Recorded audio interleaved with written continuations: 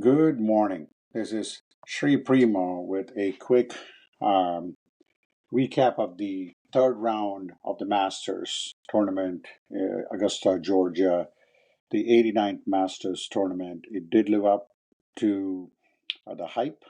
This is called the moving day. The weather was perfect, pristine conditions in Georgia, and this iconic golf course did offer some great surprises for us, but also sets us up with a final day that one could wish for. It's must see TV. It's going to be fireworks all the way because you have two of the top golfers in the world, Bryson DeChambeau and Rory McIlroy, who would be paired up together. Just a two-stroke lead after a dramatic birdie putt by Bryson on the 18 to cut the lead from 3-2. So we're looking forward to uh, that. And then on top of it, you still have Scottie Scheffler, who's still, still an arm's length away. I think it's 7 strokes away from Rory, but you never know what you would have, especially on the back nine.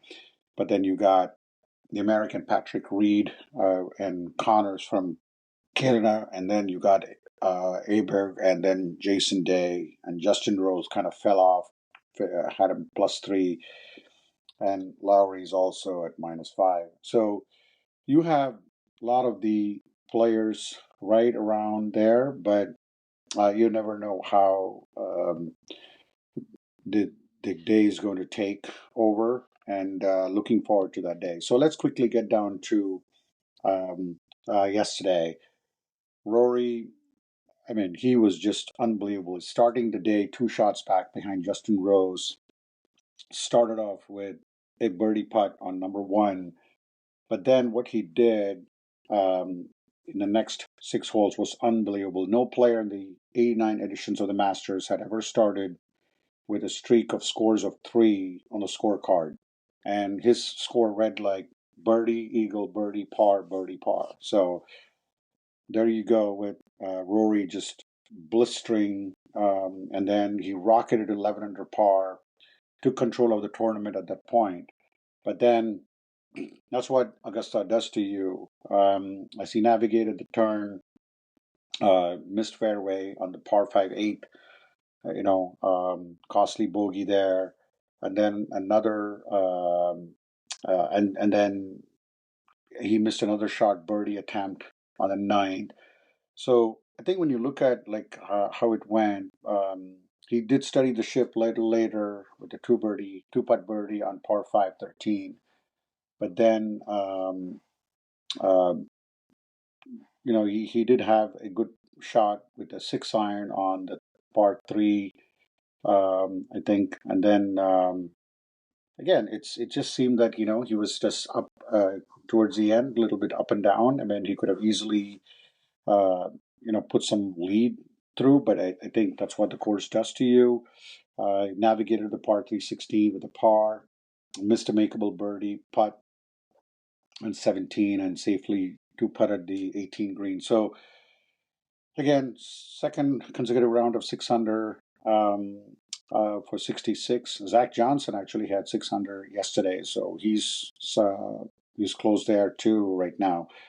But the other player who will be in the pairing with him, DeChambeau, um, he grinded it out. He was 2 shots off the lead as well. Kept the pace early with birdies on 2, 3, and 6. Again, he had 3 bogeys, 4, 9, and 12. Iron play was very erratic. Let's see if that would come back to um, bite him, but that remains to be seen. But again, they're going to put pressure on each other. Again, everyone remembers what happened last year. McIlroy had this one, but he kind of gave it away. It seemed like it. He did it himself. So hopefully he doesn't do it again. Um, and with McIlroy, making an eagle on 15, DeChambeau knew that he had to, and then he gave a response for sure, and then he got a birdie there. And then the par 316, he hit an iron shot and landing the ball above the hole and, just about 4 feet, and then converted that putt for back-to-back birdies. So went to a solo second place by then, but the biggest moment for him obviously came 50 feet from the back left edge of the 18th green. He was thinking a two putt there, but he just rolled the putt, and the putt just went in, tracked across the green, perfectly across the green, and went right into the heart of the cup. And that's how we finished. I mean, that would have been, he was 3 under 69. He's 10 under par right now, 2 shots from the lead. Um, that last hole, definitely going to give him a lot of momentum going into today. And I'm just hoping that it comes down to the last hole, and like let's see who can win it. But let's look at the other few contenders very quickly. You got Corey Connors, very quiet. I mean, he's actually compiled a solid 270. He's been very consistent. One of the golfers who's been consistent throughout this tournament. He had a 68, 70, and a 70. So he's in solo third, 8 under par. He's only 4 shots back from McIlroy. But as you know, what Masters always does, the swings are dramatic in this tournament like no other.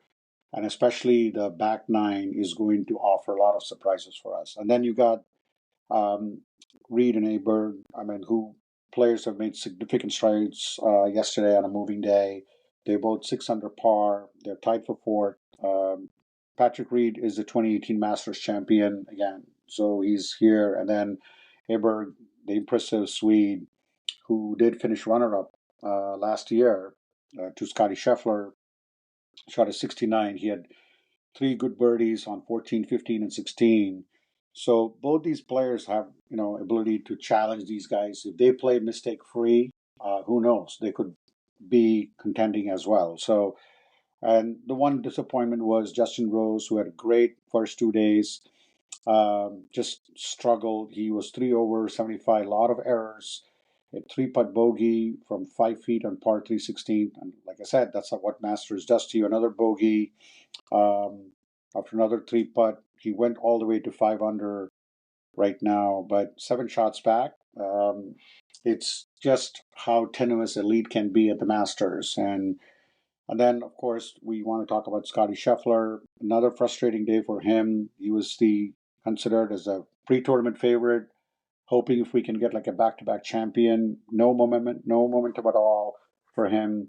In fact, he admitted that. He just said, I couldn't get really anything going yesterday. And um, it's just demonstrates to you that you could be the world number one player, but just the course can really put a lot of pressure on a player of his caliber.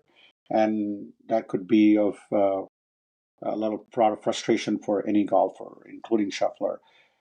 You got Shane Lowry and Jason Day still in the mix, and of course Zach Johnson, who went from the cut line +2 to tie into uh, 10th place at 4 under par. So that's where we are, guys.